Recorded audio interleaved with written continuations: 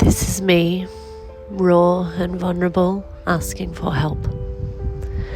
5 of us have been houseless over the last 2 years, first couch surfing and quickly overstaying our welcome everywhere we landed. We then lived in a bell tent on a river through winter. It had a fire inside and was actually a beautiful time for us.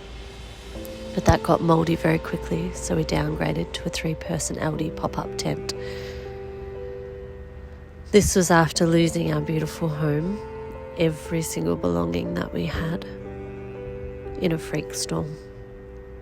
We lived in the LD pop-up tent through a wild spring, lots of storms, and each morning after it had collapsed on top of us, I would rebuild it, try to add more ropes and scoop out the water from the floor. I lost 3 marquees that were set up as our kitchen, the wind tearing them to pieces. We ended up finally in a mouldy rental that made us incredibly sick. Neither the real estate nor the council would intervene or supply us with emergency accommodation. We had to continue to pay rent even if we left, so we moved into the backyard in another tent. The pipes were all trashed, leaking water inside and sewerage into the backyard where we were living. The council still did not attend. We sent videos of Abby and the children having seizures and full body skin reactions, and they showed no compassion. We moved into a camper van and moved to a new community in an attempt to find some folks who would care enough to help us survive until we could get back on our feet. We spent a very cold Central Vic winter moving our van around town each day, finding a new spot to sleep. Really bad. What's wrong, love? I broke my groin. Oh, my sweet thing. Daddy? Abby and I spent 6 months eating 1 meal a day so the children could have full bellies. We are constantly sick and in pain, and it will be a long road to recovery.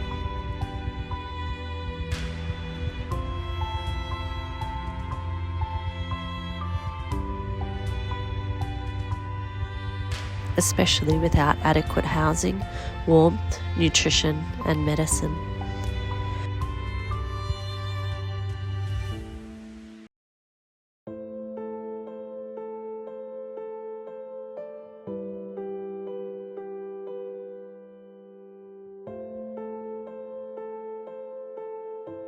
We lost everything we owned twice, not able to take the contaminated belongings with us and having no home to put them in anyway.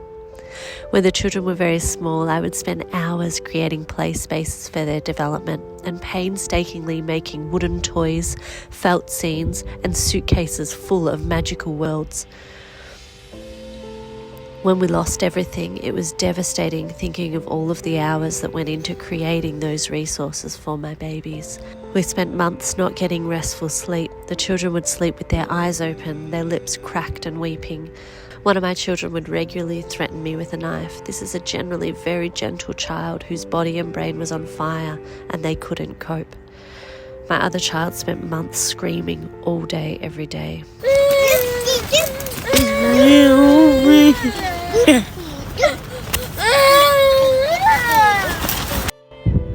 One of my kiddos broke my nose in a meltdown because they were so distressed.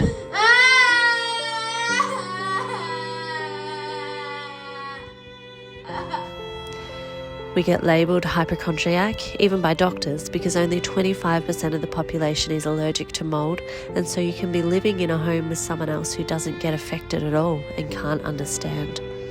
Even when you were covered head to toe in a rash, people will say it's just a coincidence. Well, I'm here to say that we have lost everything we own multiple times now, and it is not a coincidence. We are in pain and we are begging for help.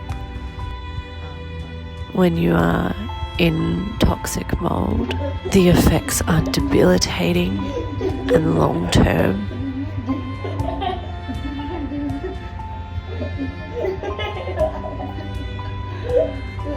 I had this beautiful tram retreat that I would offer to folks that were struggling, that were escaping domestic violence, like I had in the past, that needed a mental health break And I've done $100,000 of pro bono work in the mental health field. And now it's my turn to ask for help. And this is very hard for me. And I thank you in advance.